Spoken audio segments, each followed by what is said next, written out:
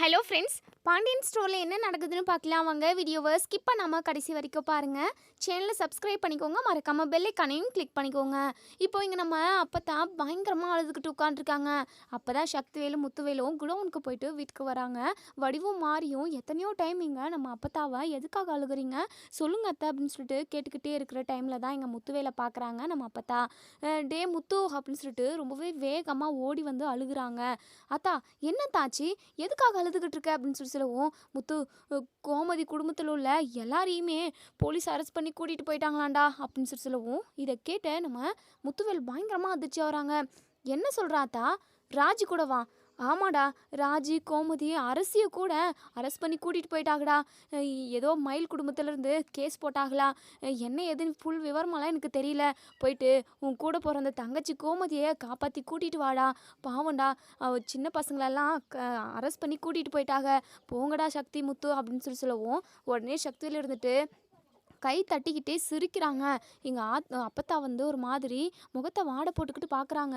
டே சக்தி, என்னடா உன் கூட பிறந்தவளை அரெஸ்ட் பண்ணி கூட்டிகிட்டு போயிட்டாங்கன்னு சொல்கிறேன், நீ என்னடானா கை தட்டி சிரிக்கிற அப்படின்னு சொல்லிட்டு. ஆமாத்தா, பின்ன இப்போதான் அவங்க பண்ண தப்புக்கான தண்டனையை கடவுள் கொடுத்துருக்காராத்தா. எனக்கு இப்போ ரொம்ப சந்தோஷமாக குழு குழு குழுன்னு சந்தோஷமாக இருக்காத்தா. நீயும் சந்தோஷப்படு. ஏன் இப்படி அழுதுகிட்டு உட்காண்ட்ருக்க? டே சக்தி, என்னடா இப்படியெல்லாம் பேசுகிற? ஆமாத்தா, அந்த ஓடுகாலி என் கூட பிறந்தவ தான். ஆனால் இந்த வீட்டை விட்டு ஓடி போய் நம்ம குடும்பத்துக்கு எம்புட்டு பெரிய அவமானத்தை தேடி கொடுத்தா. நம்ம குடும்பத்தோட அவமானப்பட்டு கூனி குறுகி நின்றுக்கிட்டு இருந்தோம். ஞாபகம் இருக்கா ஆத்தா உனக்கு? எல்லாத்தையுமே மறந்துட்டியா என்ன அப்படின்னு சொல்லிட்டு இங்கே நம்ம சக்தி வந்து ரொம்பவே அப்படி கரகரப்பான குரலில் கேட்கவும், உடனே நம்ம அப்பதான் இருந்துட்டு, டேய் என்னடா அம்புட்டு பெரிய தப்பு அவள் என்னடா பண்ணிட்டா? அவளுக்கு பிடிச்ச மாதிரி பாண்டிய மாப்பிள்ளையே கல்யாணம் பண்ணிட்டு போனா. மற்றபடி அவள் எந்த தப்புமே பண்ணலடா. நம்ம குடும்பத்து மேலுமே அம்புட்டு பாசம் இருக்குடா அவளுக்கு. ஏண்டா குமார் கூட எம்புட்டு தப்பு பண்ணா. மீனாவையும் ராஜியும் கடத்தி கொண்டு போய் வச்சிருந்தான். அது மட்டும் இல்லாமல் அரசியோட வாழ்க்கையவே கெடுத்தாண்டா. அவளுக்கு நடக்க இருக்கிற கல்யாணத்தவே கெடுத்து அவளுக்கு எம்புட்டு பெரிய துரோகத்தை பண்ணான். அது மட்டும் இல்லாமல் பாண்டிய மாப்பிள்ளை மட்டும் என்ன தப்பு பண்ணிட்டாரு? அவளை ஒரு பொண்ணோட வாழ்க்கைக்கு எடுத்துட்டாங்களேன்றதுக்காக தான் கேஸை கொடுத்து குமரவேலை ஜெயிலுக்கெல்லாம் அனுப்பினாங்க. அது மட்டும் இல்லாமல் அரசி எவ்வளோ பெருந்தன்மையாக நம்ம குடும்பத்தில் உள்ளவங்க யாருமே பாதிக்கப்படக்கூடாதுன்றதுக்காக குமரவேலை மன்னிச்சு கேஸிலேருந்து வாபஸ் வாங்கினாலே ஞாபகம் இருக்காடா? அந்த குடும்பத்தில் உள்ளவங்க யாருமே கெட்டவங்க கிடையாதுடா. குமரவேல் பண்ணாத தப்பா கோமதி பண்ணிட்டா. ஏன் கோமதியோட பையன் கதிரவேலு ராஜியை அவளோட வாழ்க்கையும் காப்பாற்றி அவளோட மரியாதையுமே காப்பாற்றி வச்சுருக்கான்ல. உங்களுக்கு தெரியாதுதான் என்ன? ராஜி எவனோ ஒருத்தனை லவ் பண்ணி ஏமாந்தால, அவனை நடுத்தெருவில் விட்டுட்டு போனான். ராஜியை லவ் பண்ணவன் அங்கேருந்து ராஜி கழுத்தில் தாலியை கட்டி ராஜிக்கு எந்த ஒரு குறையும் இல்லாமல் இப்போ ரொம்ப நல்லா பார்த்துக்கல. ஏண்டா இதெல்லாம் நீங்கள் பார்த்துக்கிட்டே தானே இருக்கீங்க?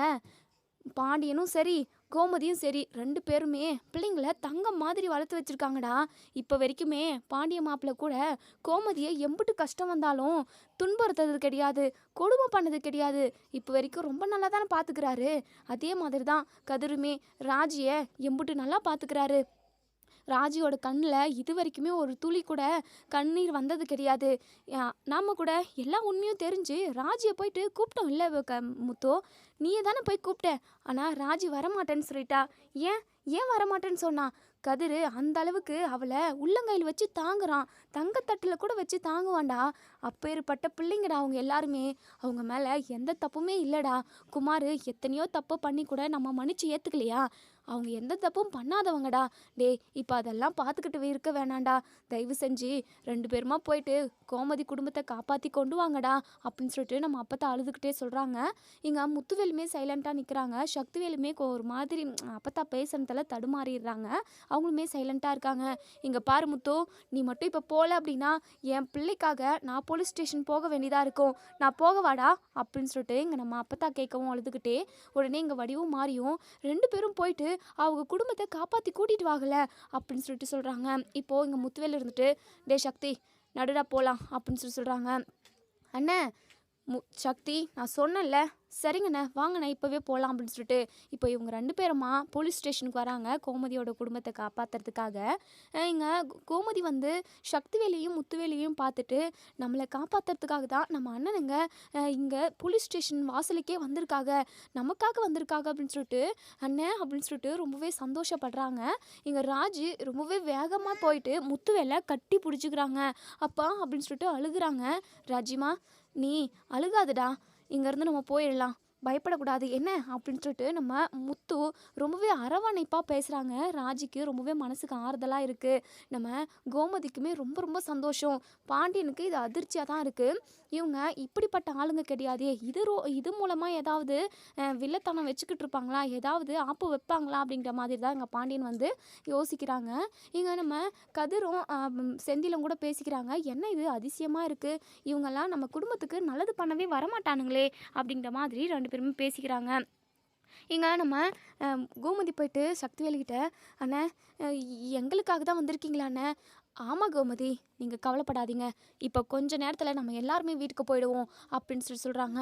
இங்கே பாக்கியமும் மாணிக்கமும் அவங்கள பார்க்குறாங்க. ஐயோ என்ன இந்த 2 வீட்டு ஆளுங்களும் எதிர் திசையில் தானே இருந்தாங்க, இப்போ என்ன தங்கச்சி மேலே பொத்துக்கிட்டு பாசம் வந்துட்டுருக்கு போல். ஐயோ இவங்க 2 பேரும் ஊரில் பெரிய ஆளுங்க போல். இந்த போலீஸ்கிட்ட பேசி ஏதாவது போலீஸோட மனசை மாற்றி கரைச்சிட்டாங்கன்னா என்ன பண்ணுறது, நம்ம மேலே தான் தப்புன்ற விஷயத்த இவங்க நிரூபிச்சிட்டாங்கன்னா முடிஞ்சு அப்படின்னு சொல்லிட்டு இங்கே பாக்கியம் வந்து ரொம்பவே பதட்டத்தோடையும் பயத்தோடையும் இருக்காங்க. இல்லை நம்ம தைரியமாக இருக்கணும், ஏன்னா பொண்ணை கொடுமை பண்ணியிருக்காங்க, வரதட்சணை கேஸ் போட்டிருக்கோம், வரதட்சணை கேஸ்லேருந்து இவங்க யாருமே மீண்டு தப்பிச்சே போக முடியாது, அந்த அளவுக்கு தானே கேஸு ஸ்ட்ராங்காக இருக்குது அப்படின்னு சொல்லிட்டு இங்கே பாக்கியம் ஒரு சைடு நினைக்கிறாங்க. இப்போது முத்துவேலும் சக்திவேலும் போலீஸ் அதாவது இன்ஸ்பெக்டர்கிட்ட போயிட்டு மேடம் குட் மார்னிங் அப்படின்னு சொல்கிறாங்க. உட்காருங்க சார் அப்படின்னு சொல்லிட்டு இங்கே இன்ஸ்பெக்டருமே சொல்கிறாங்க. இப்போ முத்துவேல் இருந்துட்டு இங்கே பாருங்கள், பாண்டியன் குடும்பத்து மேலே எந்த ஒரு தப்புமே இல்லை, அவங்க வரதட்சணை கொடுமை பண்ணுறவங்கலாம் கிடையவே கிடையாது, ஊரில் விசாரித்து கூட நீங்கள் பாருங்கள், பாண்டியன் ரொம்பவே மரியாதையாகவும் கௌரவமாகவும் வாழ்ந்துக்கிட்டு இருக்கிறவர், யாருக்கிட்டேயுமே ₹1 ஏமாற்றி மற்றவங்கள வாயடித்து பொழைக்கிறவங்களும் கிடையவே கிடையாது. அதே இந்த பாக்கியம் மாணிக்கம் குடும்பத்தை நீங்கள் விசாரித்து பாருங்கள், ஊர் ஃபுல்லாக கடன் வாங்கி வச்சுருக்காங்க, அது மட்டும் இல்லாமல் எக்கச்சக்கமான பொய் சொல்லியிருக்காங்க, அந்த ஊர்லேயே அந்த குடும்பம் ரொம்ப மோசமான குடும்பம்னு சொல்லியிருக்காங்க. அது மட்டும் இல்லாமல் வரதட்சணை கேட்டு இவங்க கொடுமை பண்ணுற ஆட்களும் கிடையவே கிடையாது. நீங்கள் அவங்க கேஸ் கொடுத்துட்டாங்கன்றதுக்காக இப்படி குடும்பத்தோடு தூக்கிட்டு வந்து இப்படி வச்சுருக்கீங்களே, சின்ன பிள்ளை காலேஜ் போகிற பசங்க எல்லாமே தூக்கிட்டு வந்து வச்சுருக்கீங்க, இதெல்லாம் உங்களுக்கே நியாயமா? எதுவாக இருந்தாலும் நீங்கள் விசாரிச்சு தானே பண்ணியிருக்கணும். சார் நீங்கள் சொல்கிறது எனக்கு புரியுது சார், இதெல்லாம் நான் புரிஞ்சுக்காமையவா எல்லாருமே கூட்டிகிட்டு வந்து இங்கே வச்சுருப்பேன். இங்கே பாருங்கள், அவங்க குடும்பத்திலேருந்து கேஸ் கொடுத்துருக்காங்க, ஒட்டுமொத்த பேரையுமே தெளிவாக எழுதி வச்சுருக்காங்க சார். வரதட்சணை கொடுமை கேஸ் சார், அதாவது பொம்பளை பிள்ளையோட கேஸு, அந்த பொம்பளை பிள்ளையோட வாழ்க்கை இது, அதனால் சடானெல்லாம் என்னால் முடிவெடுக்க முடியாது. அவங்க எல்லார் பேரையுமே தெளிவாக எழுதி கொடுத்துருக்காங்க, எல்லார்கிட்டையுமே நாங்கள் விசாரிப்போம், அதுக்குன்னு உடனடியாக அவங்க எல்லாரையுமே கூண்டில் போட்டு தூக்கி எல்லாம் வச்சிட மாட்டோம் சார். எல்லார்கிட்டையுமே நாங்கள் விசாரித்து உண்மை எந்த பக்கம் இருக்குன்றத தெரிஞ்சுக்கிட்டதுக்கு அப்புறம் தான் நாங்கள் ஆக்ஷனே எடுப்போம், நீங்கள் கவலைப்படாதீங்க சார் அப்படின்னு சொல்லவும், உடனே இங்கே நம்ம முத்துவேல் இருந்துட்டு இங்கே பாருங்கள் சீக்கிரமாக ஆக்ஷன் எடுங்க, நீங்கள் விசாரிங்க, இவங்க மேலே கண்டிப்பாக தப்பு இருக்கிறதுக்கு வாய்ப்பே இல்லை அப்படின்னு சொல்லிட்டு சொல்கிறாங்க. சரி அந்த பாக்கியமோ அந்த மாணிக்கத்துக்கிட்டேயோ நாங்கள் பேசலாமா அப்படின்னு சொல்லிட்டு இங்கே முத்துவேலும் இங்கே சக்திவேலும் கேட்குறாங்க. இப்போது இங்கே நம்ம போலீஸ் இருந்துட்டு தனியெல்லாம் பேச அலோடு இல்லை சார் அப்படின்னு சொல்லுவோம், தயவு செஞ்சு எனக்கு தனியாக பேசுகிறதுக்கு அலோட் பண்ணுங்க, ஏன்னா நான் கண்டிப்பாக உண்மையை வர வச்சுடுவேன் அப்படின்னு சொல்லிட்டு சொல்கிறாங்க. இப்போது சக்திவேல் கேட்டதுமே போலீஸுமே கொஞ்ச நேரம் யோசிக்கிறாங்க. இங்கே பாருங்கம்மா, அவங்கள நான் என்ன அடித்து துன்புறுத்துவ போகிறேன், சுற்றி நீங்கள் எல்லாருமே இருக்க போகிறீங்க, நாங்கள் தனியாக ரூமில் பேச போகிறோம், அவங்கக்கிட்ட நான் பேசி உண்மையை எப்படியாவது வர வைக்க பார்க்குறேன், அப்போ தானே என்ன உண்மை ஏதுன்னு தெரியும் சார், விசாரிக்கிறதுக்கு தான் நாங்கள் இருக்கோம்ல சார் அப்படின்னு சொல்லிட்டு உடனே எங்கள் முத்துவேல் இருந்துட்டு, மேடம் இந்த ஊர்லேயே நாங்கள் பெரிய மனுஷங்க, எங்கள் பேச்சை நீங்கள் கேட்க மாட்டிங்களா, நாங்கள் என்ன லஞ்சம் கொடுத்து இப்படி ஏதாவது பண்ணுங்க அப்படின்னு நான் சொல்கிறோம், நேர்மையாக ஏதாவது ஒரு வழியில் சீக்கிரமாக உண்மையை கண்டுபிடிப்போம், காலேஜ் போகிற பிள்ளைங்க பொம்பளை பிள்ளைங்களெல்லாம் கூட்டிகிட்டு வந்து ஜெயிலில் உட்கார வச்சுருக்கீங்க, போலீஸ் ஸ்டேஷனில் உட்கார வச்சுருக்கீங்க, இதெல்லாம் எப்படி இருக்கும் நீங்களே சொல்லுங்கள், எங்களுக்கு ஒரே ஒரு கால் மணி நேரம் டைம் கொடுங்க, அதுக்குள்ளே நாங்கள் பேசிட்டு வந்துடுறோம், நீங்கள் வேணால் பாதுகாப்புக்கு ரூமுக்கு வெளியவே நில்லுங்க, சொல்லுங்க அப்படின்னு சொல்லிட்டு சொல்கிறாங்க. இங்கே போலீஸுமே கொஞ்ச நேரம் யோசிச்சுட்டு, சரிங்க சார், நீங்கள் சீக்கிரமாக பேசணும், அதே சமயம் அவங்கள அடிக்கக்கூடாது, அவங்கள மிரட்டக்கூடாது, இதுதான் முக்கியமான பாயிண்ட் அப்படின்னு சொல்கிறாங்க. கண்டிப்பாக அப்படி ஒன்று நாங்கள் பண்ண மாட்டோம், கேட்குறோம், எங்களுக்கு தெரிஞ்ச கேள்வி, அவங்கக்கிட்ட எப்படியாவது உண்மையை வர வைக்க முடியுமான்னு சொல்லிட்டு கேட்குறோம், ஆனால் அவங்கள அடிக்கலாம் மாட்டோம் மேடம், தயவு செஞ்சு நீங்கள் பேசுகிறதுக்கு வாய்ப்பு கொடுத்தீங்க அப்படின்னா அதுவே போதும் அப்படின்னு சொல்லிட்டு, ஓகே சார் அப்படின்னு சொல்லிட்டு சொல்கிறாங்க. அதுக்கப்புறம் எங்கள் போலீஸ் வந்து மாணிக்கத்துக்கிட்டேயும் பாக்கியத்துக்கிட்டேயும் போகிறாங்க. உங்க 2 பேர்கிட்டயும் இங்கே சக்திவேல் முத்துவேல் வந்திருக்காங்க, அவங்க உங்ககிட்ட பேசணுமா தனியாக அப்படின்னு சொல்கிறாங்க. இங்கே பாக்கியம் இருந்துட்டு, அதெல்லாம் பேச முடியாது மேடம், என் பொண்ணுக்கு ஒரு நியாயம் கிடைச்சே ஆகணும், என் பொண்ணு வாழ்க்கையை தொலைச்சிட்டு நின்றுக்கிட்டு இருக்கா, கொடுமையாக அனுபவிச்சு ஒவ்வொரு நாளும் ரொம்பவே ரணகலத்தை அவள் சந்திச்சிருக்கா, இப்போது ரொம்பவே மனசுடைஞ்சு போய் வீட்டில் உட்காண்ட்ருக்கா, இப்போல்லாம் நாங்கள் யாரு கூடயும் பேசுறதுக்கு தயாராக இல்லை, இந்த அதாவது இந்த பிரச்சனைக்கு ஒரு முடிவு வேணும், என் பொண்ணுக்கு ஒரு நல்ல வாழ்க்கை வேணும் அப்படி இப்படின்னு சொல்லிட்டு எங்கள் பாக்கியம் வந்து அவங்க பாட்டுக்கு பேசிக்கிட்டு இருக்கோம். மேடம், உங்கள் பக்கம் நியாயம் இருந்தது அப்படின்னா கண்டிப்பாக எல்லாமே நாங்கள் பார்த்து செஞ்சு விடுறோம், ஆக்ஷன் பண்ணுறோம், சரிங்களா, நீங்கள் அவங்க கூட கொஞ்ச நேரம் பேசிட்டு வந்துடுங்க போங்க அப்படின்னு சொல்லிட்டு சொல்கிறாங்க. இப்போது இங்கே சரிங்க அப்படின்னு சொல்லிட்டு நம்ம மாணிக்கமும் பாக்கியமும் ஒரு ரூமுக்கு, அதாவது அங்கேயே போலீஸ் ஸ்டேஷனில் ஒரு ரூம் உள்ளே போகிறாங்க. இங்கே நம்ம சக்திவேலும் முத்துவேலும் உள்ளே போகிறாங்க. நம்ம பாக்கியம் இருந்துட்டு, என்னங்கய்யா இத்தனை நாளாக அந்த குடும்பத்துக்கு எதிராக இருந்தீங்க, இப்போ என்னடானா வந்து அவங்க குடும்பத்துக்காக நிற்கிறீங்க, நீங்களே போலீஸ் ஸ்டேஷன் போங்க அங்கே இங்கேன்னு போங்கன்னு சொல்லிட்டு எங்ககிட்ட சொல்லி கொடுத்துட்டு, நீங்கள் என்னடானா இப்போ அந்த குடும்பத்துக்காக வரிஞ்சு கட்டிட்டு வந்திருக்கீங்க, நீங்கள் என்ன தான் பண்ணாலும் கண்டிப்பாக இந்த கேஸில் இருந்து உங்களால் தப்பிச்சு போகவே முடியாது, என் பொண்ணை அந்த குடும்பத்தை ஆளுங்க கொடுமை பண்ணியிருக்காங்க அப்படின்னு சொல்லிட்டு இங்கே நம்ம பாக்கியம் வந்து ஸ்டார்ட் பண்ணவும், உடனே சக்தியில் இருந்துட்டு, இங்கே பாருமா புரியுது, ஆனால் அந்த குடும்பத்து மேலே தப்பு இல்லைன்னு சொல்லிட்டு உங்களுக்கும் தெரியும் எங்களுக்கும் தெரியும், நீங்கள் பொய்யா கேஸ் பண்ணியிருக்கீங்கன்னு எனக்கு நல்லாவே தெரியும் மேடம் அப்படின்னு சொல்லிட்டு இங்கே நம்ம சக்தியில் வந்து ஒரு மாதிரி தில்லா பேசவும், உடனே பாக்கியத்துக்கு படப்படங்குது. அது வந்துங்க ஐயா, இங்கே பாருமா, எனக்கும் பாண்டியன் குடும்பத்துக்கும் 30 வருஷம் ஆகாது, அதாவது ரொம்பவே பகை, அந்த குடும்பத்தை எப்படியாவது பழி வாங்கணுன்றதுக்காக தான் நாங்கள் இங்கே காலடி எடுத்து வச்சுருக்கோம், அவங்க முன்னாடி எங்களை நல்லவங்க மாதிரி காட்டிக்கிட்டு அதுக்கப்புறம் அவங்களுக்கு அடியில் பெரிய அப்பா வைக்கலான்னு சொல்லிட்டு தான் இங்கே நாங்கள் வந்திருக்கோமே அப்படின்னு சொல்லிட்டு இங்கே நம்ம சக்திவேல் வந்து குழப்பற மாதிரியே பேசுகிறாங்க. பாக்கியத்துக்கு ஒன்றுமே புரியல, இவர் நம்ம பக்கம் பேசுகிறாரா இல்லை அவங்க பக்கம் பேசுகிறதுக்காக, அதாவது அவங்கள ஜெயிலேருந்து வெளியே கொண்டு போகிறதுக்காக வந்திருக்காங்களா, ஒன்றுமே புரியலையா அப்படின்னு சொல்லிட்டு பாக்கியம் ரொம்பவே குழம்பி போகிறாங்க. இங்கே பாருங்கள், இப்போ உங்களுக்கு என்ன பேசணும் அதை மட்டும் சொல்லிட்டு போய்கிட்டே இருங்க அப்படின்னு சொல்லிட்டு சொல்கிறாங்க. இல்லைம்மா பாக்கியம், இப்போது என்ன விஷயம் அப்படின்னு நான் தெளிவாக தெரிஞ்சுக்கிட்டேன் அப்படின்னா, அதாவது உங்களோட கேஸை ஸ்ட்ராங் பண்ணுறதுக்கு நான் என்ன பண்ண முடியுமோ அதை பண்ணுறேன் அப்படின்னு சொல்கிறாங்க. நீங்கள் என்ன கேட்க வரீங்கன்னு புரியல சார் அப்படின்னு சொல்லிட்டு, புரியலைங்கய்யா அப்படின்னு சொல்லிட்டு எங்கள் பாக்கியம் கேட்கவும், உடனே சக்திவேல் இருந்துட்டு, இல்லைம்மா, இந்த பாண்டியனை கடைசி வரைக்கும் ஜெயிலுக்குள்ளே போடணும், அதுதான் என்னுடைய ஆசையே, 30 வருஷ பகை, அந்த பாண்டியன் பரதேசியை ஒன்றும் இல்லாமல் பண்ணணும், அதுக்காக தான் உன்னை வச்சு ஏதாவது பண்ணலான்னு. சரி, என்ன கேஸ் போட்டிருக்கீங்க, வரதட்சணைன்னு சொல்லிட்டு சொல்லியிருந்தாங்க, மற்றபடி வேறு எதனா இருக்காம்மா அப்படின்னு சொல்லுவோம். இங்கே பாருங்கய்யா, அவங்க வரதட்சணை கொடுமைலாம் பண்ணல, ஆனால் நான் தான் பொய்யா கேஸ் போட்டு வச்சுருக்கேன், இங்கே பாருங்கய்யா, நீங்கள் எப்படியாவது என் பொண்ணுக்கு சப்போர்ட் பண்ணி என் பொண்ணு அந்த குடும்பத்தெல்லாம் வாழ வைக்கணும்யா, அதுக்காக தான் நான் இவ்வளோ போராடிக்கிட்டு இருக்கேன் அப்படின்னு சொல்லிட்டு பாக்கியமுமே எல்லா உண்மையும் சொல்ல வராங்க. எங்கள் சக்திவேலுக்குமே பயங்கர சந்தோஷமாக இருக்குது. நம்ம சக்திவேல் வந்து ஒரு வீடியோ ரெக்கார்டுமே பண்ணிக்கிறாங்க, அதாவது வீடியோவை ஆனில் வச்சிட்ருக்காங்க ரெக்கார்டிங்கை. இப்போது எங்கள் பாக்கியம் ஒவ்வொன்றா சொல்கிறாங்க. என்னம்மா சொல்கிற, அப்போது அவங்க வரதட்சணை கொடுமை பண்ணல அப்படி தானே அப்படின்னு சொல்லுவோம். ஆமாங்கம்மா, அவங்க போய் வரதட்சணை கொடுமை பண்ணுவாங்களா, என் பொண்ணை ரொம்ப ராணி மாதிரி மகாராணி மாதிரி பார்த்துக்கிட்டாங்க, எந்த ஊர் உலகத்துலேயும் மாமியார் மாமனார் மருமகளை பெத்த பிள்ளை மாதிரி சொல்லுவாங்க, பெத்த பிள்ளைன்னு சொல்லிட்டு, ஆனால் அப்படியெல்லாம் பார்த்துக்க மாட்டாங்க, ஆனால் கோமதி சம்மந்தியும் பாண்டியன் சம்மந்தியும் என் பொண்ணை தூக்கி வச்சு தலையில் கொண்டாடிக்கிட்டு இருந்தாங்க, தலையில் வச்சு கொண்டாடுவாங்க, நல்லா பார்த்துக்கிட்டாங்க, அந்த குடும்பத்திலேருந்து என் பொண்ணு வீட்டை விட்டு வெளியே வந்துடக்கூடாது, அந்த குடும்பத்திலேயே கடைசி வரைக்கும் சந்தோஷமாக வாழணும் அப்படின்றதுக்காக தான் நான் இப்படி ஒரு கேஸை போட்டிருக்கேன், அவங்க என் பொண்ணை வந்து வீட்டிலே சேர்க்க மாட்டேன், என் பையன் கூட ஒன்று சேர்த்து வாழ வைக்க விட மாட்டேன், அது மட்டும் இல்லாமல் சரவண மாப்பிள்ளை விவாகரத்து நோட்டீஸ் எல்லாம் அனுப்பிட்டாங்க ஐயா, அதான் எனக்கு பயம் வந்துருச்சு, எப்படியாவது நம்ம பொண்ணை சரவண மாப்பிள்ளை கூட ஒன்று சேர்த்து வச்சிடணுன்றதுக்காக தான் நாங்கள் இப்படி பொய்யான ஒரு கேஸை போட்டோம் அப்படின்னு சொல்லிட்டு இங்கே நம்ம பாக்கியம் வந்து சொல்கிறாங்க. சக்திவேலுமே, ஓ அப்படியாம்மா, நீ கவலைப்படாதம்மா, பார்த்துக்கலாம் அப்படின்ற மாதிரி சொல்லுவோம். உடனே இங்கே நம்ம பாக்கியம் இருந்துட்டு, அது மட்டும் இல்லாமல் இப்போ எல்லா தப்புமே எங்கள் மேலே தான் இருக்குது, நாங்கள் வயசு விஷயத்துலேயும் போய் சொல்லிட்டோம், சொல்லிட்டோம், படிப்பு விஷயம் போய் சொன்னோம். அது மட்டும் இல்லாமல் இன்னொரு யாருக்குமே தெரியாத ஒரு ரகசியமும் இருக்குது. நகை விஷயத்துலையும் போய் சொல்லியிருக்கோம். ஆனால் இப்போது நகையை பற்றி தான், அதாவது வரதட்சணை கொடுமைன்னு சொல்லி தான் நாங்கள் கேஸே போட்டிருக்கோம். ஆனால் அந்த கடவுள் வந்து கண்டிப்பாக எங்களுக்கு தண்டனை கொடுத்துருவாரு ஐயா. அந்த கடவுள் எங்களுக்கு எந்த தண்டனை வேணாலும் கொடுத்துட்டு போகட்டும். ஆனால் மயில் வாழ்க்கை நல்லா இருக்கணும். அதுக்காக தான் இப்படி நான் போராடிக்கிட்டு இருக்கேன். ஏதோ நகை விஷயத்தில் என்னமோ சொல்ல வந்தியம்மா, நகை விஷயத்தில் என்ன இருக்குது அப்படின்னு சொல்லி கேட்கவும், இல்லைங்க ஐயா, 80 பவுன் நாங்கள் போட்டதாக சொன்னோம். ஆனால் அதில் 8 பவுன் மட்டும்தான் தங்கம், மற்றபடி எல்லாமே கவரிங்கய்யா. இந்த விஷயத்த யாருக்கிட்டையும் சொல்லாதீங்கய்யா. எங்கள் பக்கம் பேசி என் பொண்ணுக்கு ஒரு நல்ல வாழ்க்கையை அமைச்சு கொடுப்பீங்கன்றதுக்காக தான் நான் இதெல்லாம் உங்ககிட்ட சொல்கிறேன். தயவு செஞ்சு எனக்கு காலை வாரி விட்டுறாதீங்க அப்படின்னு சொல்லிட்டு இங்கே சக்திவேலை நம்பி மொத்த விஷயத்தையுமே எங்கள் பாக்கியம் வந்து சொல்லிடுறாங்க. இங்கே வீடியோலுமே ரெக்கார்ட் ஆகிடுது. இப்போது சக்திவேல் இருந்துட்டு, ஓ, மொத்த பையுமே உங்கள் மேலே, அதாவது மொத்த தப்புமே உங்கள் மேலே வச்சுக்கிட்டு இப்போ பாண்டியன் குடும்பத்து மேலே கேஸை போட்டு அவங்கள உள்ள தள்ளலான்னு பார்க்குறீங்க, அப்படி தானே? ஐயோ ஐயா, அதெல்லாம் எனக்கு அந்த ஐடியாலாம் எதுவுமே இல்லைங்க ஐயா.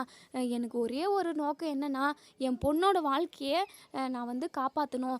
எப்படியாவது சரவணன் மாப்பிள்ளை கூட நான் என் பொண்ணை சேர்த்து வச்சிடணும். அதுக்காக தான் இம்புட்டும் நான் போராட்டம் பண்ணிக்கிட்டு இருக்கேன். அதுக்காக அவங்க எல்லாரையுமே நான் ஜெயிலில் போடணும் அப்படின்றதுக்காகலாம் நான் இப்படி பண்ணிக்கிட்டு இருக்கேன் ஐயா அப்படின்னு சொல்லிட்டு நம்ம பாக்கிய மனசுக்குள்ள உள்ள எல்லாத்தையுமே எங்கள் சக்திவேல் கிட்ட சொல்லிடுறாங்க. அதுக்கப்புறம் சரிம்மா நம்ம எல்லாமே பார்த்துக்கலாம் அப்படின்னு சொல்லிட்டு இங்கே முத்துவேலும் சக்திவேலும் வெளியே வந்துடுறாங்க. இங்கே பாக்கியத்துக்கு ஒரு சைடு படப்படனும் இருக்குது. கண்டிப்பாக இவங்களுக்கு 30 வருஷமான பகை இருக்குது. ஆனால் கண்டிப்பாக நம்மளை இவங்க மாட்டி விட மாட்டாங்க. எப்படியாவது பாண்டியனை பழி வாங்கணுன்றதுக்காக தான் இவங்க நம்மக்கிட்ட இப்படியெல்லாம் பேசியிருப்பாங்க அப்படின்னு சொல்லிட்டு தான் நம்ம பாக்கியம் வந்து நினைக்கிறாங்க. இங்கே மாணிக்கம் இருந்துட்டு, பாக்கியம் என்ன பாக்கியம், எல்லாம் மொத்த விஷயத்தையும் ஒட்டுமொத்தமாக போட்டு உடச்சிட்டேன் அப்படின்னு சொல்லவும், வேறு என்னையா பண்ணுறது, நமக்காக அவங்க பேசுகிறேன்னு சொல்லியிருக்காங்க, அதான் எல்லாத்தையுமே சொல்லிட்டேன், நான் எனக்கு வேறு வழி இல்லையா அப்படின்னு சொல்லிட்டு எங்கள் பாக்கியம் வந்து சொல்கிறாங்க. எனக்கு என்னமோ ரொம்ப பயமாக இருக்குது பாக்கியம், இவங்க திருப்பி நமக்கு ஆப்பு வச்சுட்டாங்கன்னா என்ன பண்ணுறது? இல்லையா, அப்படி வைக்கிறதுக்கு வாய்ப்பே இல்லை.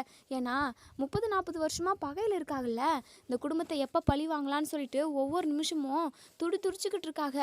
அதான் எனக்கு நல்லா தெரியும்யா, நான் எதுலையுமே தெரியாமலாம் விழமாட்டேன் அப்படின்னு சொல்கிற பேசிக்கிட்டு இருக்கேன். நம்ம போலீஸ்கிட்ட போயிட்டு சக்திவேலும் முத்துவேலும், இங்கே பாருங்கம்மா, யார் மேலே தப்பு இருக்குன்ற விஷயத்த நாங்கள் கண்டுபிடிச்சிட்டோம். இந்த பாக்கியம் குடும்பத்து மேலே தான் தப்பே இருக்குது. அவங்களால நகையை கூட புரட்டி போட முடியாது. 80 பவுன் போட்டுன்னு சொல்லியிருக்காங்க.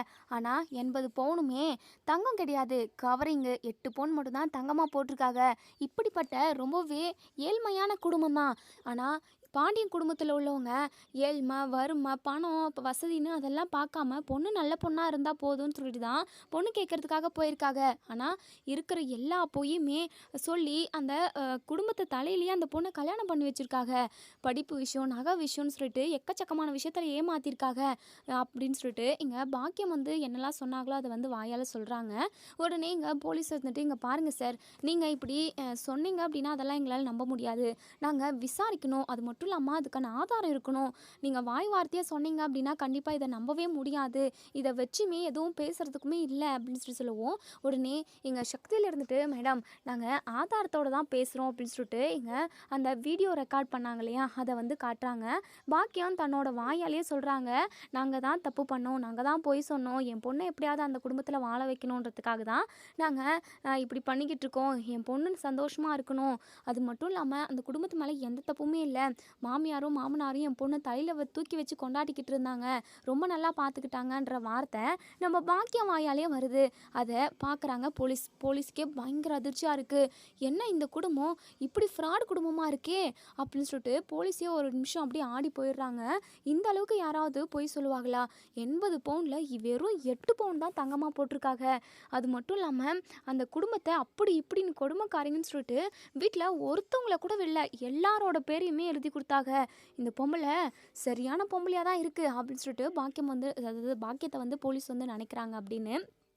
இப்போது சார் நீங்கள் கவலைப்படாதீங்க சார், அவங்க குடும்பத்து மேலே எந்த தப்புமே இல்லைன்றத இப்போ இன்னும் கொஞ்ச நேரத்தில் அவங்கக்கிட்ட நாங்கள் பேசிவிட்டு, அதே சமயம் பாதிக்கப்பட்ட பொண்ணுன்னு ஒன்று இருக்குது, அந்த பொண்ணுக்கிட்டையுமே நாங்கள் விசாரிச்சுட்டு நாங்கள் பாண்டியன் குடும்பத்தை நாங்கள் வெளியே விட்டுடுறோம், நீங்கள் கவலைப்படாதீங்க, எங்களுக்கு ஒரு 1/2 hour டைம் கொடுங்க அப்படின்னு சொல்லிட்டு சக்தியில் இருந்துட்டு, சரிங்க மேடம், உங்கள் தரப்புலேருந்து நீங்கள் என்ன விசாரணை பண்ணணுமோ அது எல்லாமே விசாரணை பண்ணிவிட்டு அதுக்கப்புறமா அதுக்கான ப்ராசஸை பண்ணிவிட்டு அதுக்கப்புறம் நீங்கள் அவங்க மேலே தப்பு இல்லைன்றதை நீங்கள் தெரிஞ்சுக்கிட்டீங்க அப்படின்னா கண்டிப்பாக நீங்கள் சீக்கிரமாகவே பாண்டியன் குடும்பத்தை வெளியே விட்டுறணும், நாங்கள் வெயிட் பண்ணுறோம் அப்படின்னு சொல்லிட்டு வெளியே போகிறாங்க. இப்போ கோமதி கிட்ட போயிட்டு நம்ம முத்துவேலு, இங்கே பாரு கோமதி, நீ கவலைப்படாத, அழுகாத, உங்கள் குடும்பத்து மேலே எந்த தப்புமே இல்லை அப்படின்றத நாங்கள் தெளிவாக போலீஸ்கிட்டே எடுத்து சொல்லிட்டோம். இன்னும் ஒரு அரை மணி நேரத்தில் அவங்க எல்லாரையுமே வெளியே விட்டுருவாங்க அப்படின்னு சொல்லிட்டு உடனே இங்கே நம்ம கோமதி இருந்துட்டு, அண்ணே மனசுக்கு ரொம்ப ரொம்ப சந்தோஷமாக இருக்குண்ணே, நீ எங்களை காப்பாற்றுறதுக்காக வருவேன்னு சொல்லிட்டு நான் கொஞ்சம் கூட எதிர்பார்க்கலண்ணே, எனக்கு மனசுக்கு ரொம்ப நிறைவாக இருக்குண்ணே அப்படின்னு சொல்லிட்டு நம்ம கோமதி ரொம்பவே சந்தோஷப்படுறாங்க. இப்போது இங்கே போலீஸ் வந்து பாக்கியத்துக்கிட்ட, ஏமா எந்திரிமா அப்படின்னு சொல்லிட்டு ரொம்பவே அப்படி டெரராக பேசுகிறாங்க.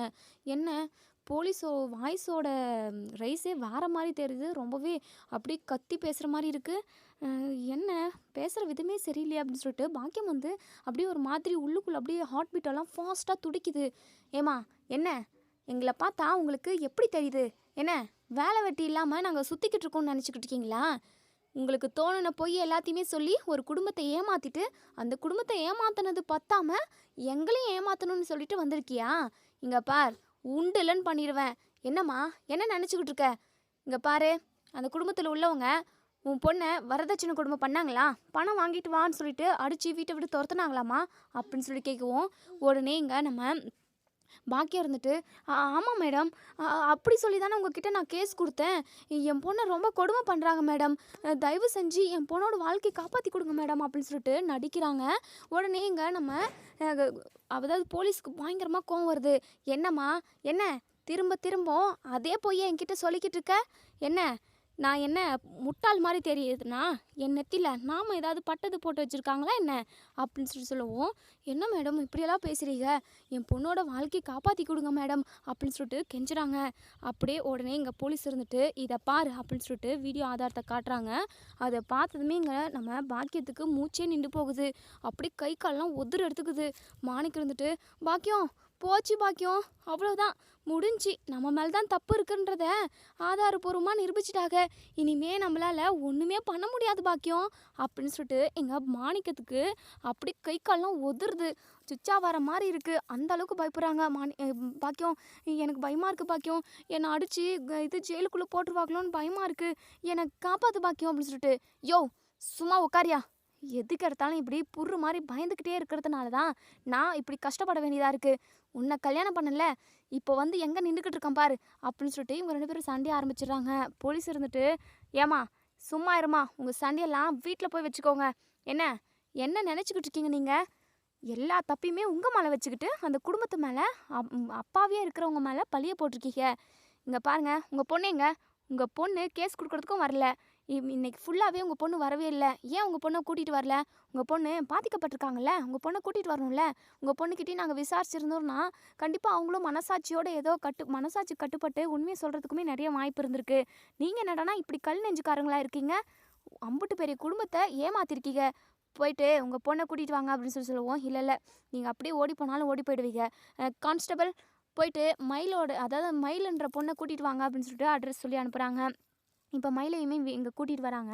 இங்கே மயில்கிட்ட, ஏம்மா உன்னை உங்கள் மாமியார் குடும்பத்தில் உள்ளவங்க வரதட்சணை கொடுமை பண்ணாங்களா, உன்னை அடித்தாங்களா, உன்னை வீட்டை விட்டு துரத்துனாங்களா, வரதட்சணை வாங்கிட்டு வான்னு சொல்லிட்டு அப்படின்னு சொல்லிட்டு கேட்கவும், இதெல்லாம் கேட்டு நம்ம மயிலுக்கு ஒரு மாதிரி இருக்குது, என்னென்னமோ கேட்குறாங்களே, அம்மா என்னம்மா நடக்குது, ஐயோ மாமா அத்தால இங்கே தான் இருக்காங்க, ஆமாம்மா உன் அம்மா தான் அவங்க மேலே கேஸை போட்டு இங்கே கொண்டு வந்து உட்கார வச்சுருக்காங்க, அவங்க மேலே தப்பு இருக்குன்னு சொல்லிக்கிட்டு இருக்காங்க, உன்னை வரதட்சணை கொடுமை பண்ணாங்களான்னு சொல்லுமா அப்படின்னு சொல்லி கேட்கவும், இல்லை மேடம், என் மாமனாரும் என் மாமியாரும் சொக்க தங்கம், அவங்க உண்மையவே உரசி பார்த்தா கூட தங்கமே தோற்று போகும் அவங்க முன்னாடி, அந்த அளவுக்கு என்ன ரொம்ப நல்லா பார்த்துக்கிட்டாங்க மேடம் அப்படின்னு சொல்லவும், உடனே இங்கே போலீஸ் வந்து பாக்கியத்தை முறைக்கிறாங்க.